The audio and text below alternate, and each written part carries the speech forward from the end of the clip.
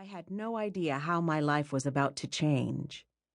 My husband, daughter, and I were traveling with my parents to sunny Florida, and other than a nagging uneasiness, which I chose to ignore, my life could not have been better.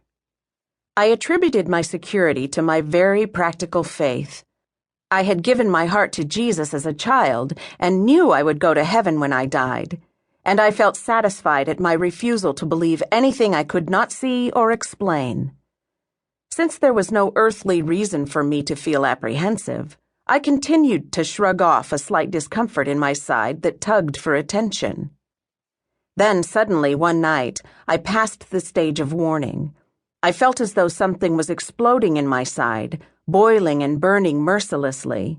An ambulance rushed me to a hospital near our hotel. Doctors struggled for days with a diagnosis until surgery revealed that I had suffered a ruptured appendix 11 days before and that a mass of gangrene had coated all of my organs, causing them to disintegrate. Even as I lapsed into a coma, I argued with the likelihood of such news, while my praying family thanked God that I had lived as long as I had. Out of my hearing, the doctors explained to my family that further complications of pneumonia and collapsed veins meant I could not live long. Early one morning, after I had hung on in a coma for 44 days, the night nurse on the 3rd floor came to check my vital signs and found no response to her probings.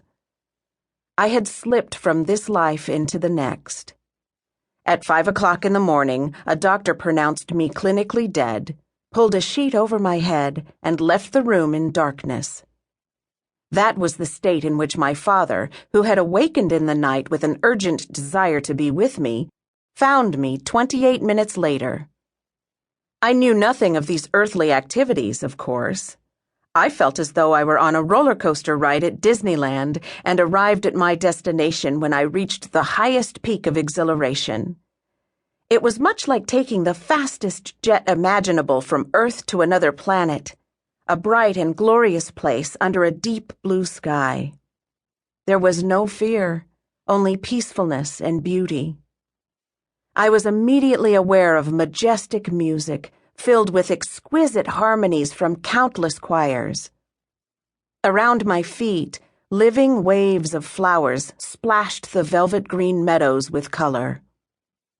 I felt fulfilled, youthful, alive as I walked tall and erect up a beautiful hill toward a brilliant city. I had never experienced such joy or eager anticipation. Then I realized I was not alone. I glanced to my left and saw a tall companion in flowing white robes. An angel. I remembered childhood thoughts about angels, wondering what they did and what they looked like, but I could never have imagined a being with such beauty, power, and assurance. His face had masculine features. His hands were large and strong. I felt comfortable in his presence, and somehow knew that he had been with me from the time I was 13 and asked Jesus to be my Lord and Savior.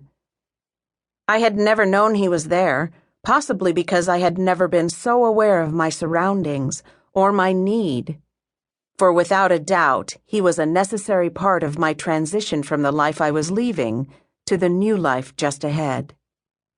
Side by side, we took long, even strides up the sloping hillside. We spoke no words, but communicated easily just by thinking what we wanted to express. I also realized we could travel as quickly as our thoughts could choose a destination. A desire to see my earthly grandmother of my childhood days, for instance, could transport us to her porch swing with warm summer breezes and honeysuckle sweetening the air. Yet we walked steadily toward our destination. We reached an enormous sheet of translucent pearl, apparently a gate in the city walls, through which I could detect great brightness. My guardian angel reached his hand out to touch it, and as if from the warmth of his touch, a hand-sized opening melted outward to the borders of the gate. Instantly, I was bathed in warm light and felt completely whole. Every yearning of my heart